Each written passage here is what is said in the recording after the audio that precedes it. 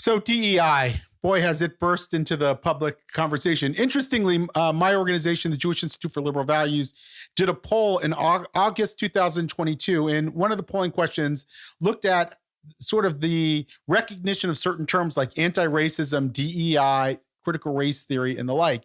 And it found that people did not like CRT, but did like DEI and anti-racism. And my theory is that they don't know what those other two are, but they did know what CRT was. I'm guessing if we redid that poll today, that DEI would pull much lower. And I'm hearing the word DEI in every conversation, perhaps because I'm in that world, but I'm hearing it a lot, that it has sort of pierced the consciousness of the ordinary Americans, and because I'm in the American Jewish community, the American Jewish establishment and leadership and the philanthropists behind it.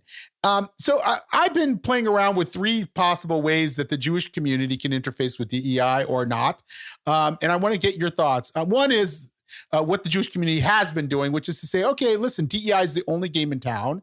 We're not going to change that. We might as well get anti-Semitism in the narrative DEI and get Jews treated, accordingly. That's one. The second is we should just ban it because it is not going to work. It is going to be a source of illiberalism and anti-Semitism and every other problem I'm sure we could come up with. Friction, alienation. And that's Barry Weiss's view, and she's pretty clear cut on that.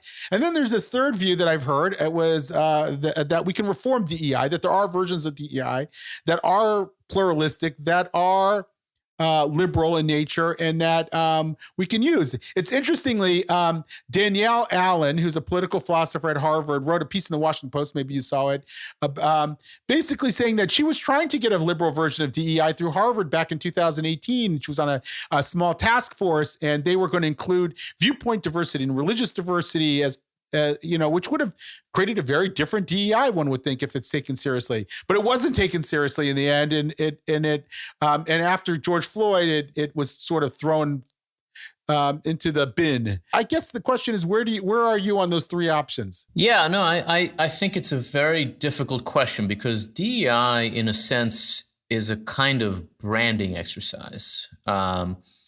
I think one of the reasons why it was more popular than critical race theory is because it presented itself as being in favor of diversity and equity and inclusion. And those are things Americans want to be for.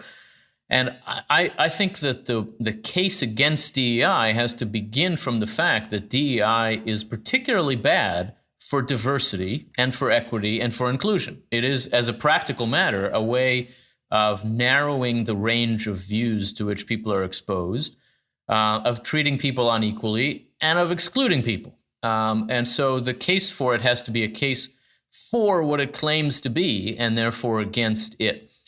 I think that complicates things in a couple of ways. It makes it hard to do what my gut would first and foremost favor, which is to just ban it. I do think that a state legislature saying in our public universities there can be no DEI statements, I'm in favor of that. I support that. I think that should be the approach that's taken. And I think private universities should not require those statements. That's not all of DEI, but to require a kind of statement of belief, a sort of Bolshevik presentation of I accept all of your premises before you can hire me at a university, strikes me as perverse and as a very bad way to begin somebody's relationship with an institution of higher learning. So I would favor ending DEI statements, and I would favor closing DEI offices. I think they do no good, and that's to me a perfectly appropriate use of public power. That said, it's not going to go away if you do that. There will be other ways found that are maybe more pernicious because they are less because they're less honest about what they're doing. So I think the question then becomes, how do we actually advance the case against this sort of approach? And to me, that is again rooted in an argument for what a university is, an argument for what diversity and equity and inclusion actually are. That requires a public debate, which I think in some ways we're having. I mean, what you're saying by pointing to the fact that DEI has become less popular in public opinion surveys is that some of these arguments have been succeeding. And I think that's true. They haven't penetrated as far as they ought to into public awareness yet. But I think certainly to make DEI a burden as a matter of branding would be helpful. To get to a point where nobody wants to claim that they're in favor of it would be a useful thing. And that's a matter of changing the internal debates, changing the conversations, changing what people can sort of get away with. I think we are in a better place on this front than we were 4 years ago, say. 2020, maybe even 4 months ago, I would argue. Well, that's true too. Yeah. I think we did reach a kind of peak in the middle of COVID, and we have passed it. But things are still quite bad, and it is important not to lose sight of what still remains to be done. I think the fight against DEI ultimately should, above all, be a set of public arguments, and to some extent also a set of public actions where those are relevant. Thank you for tuning in to The Contrarian.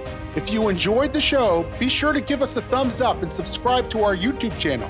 Don't forget to rate our podcast on Apple and Spotify. Stay connected with us on social media for more updates.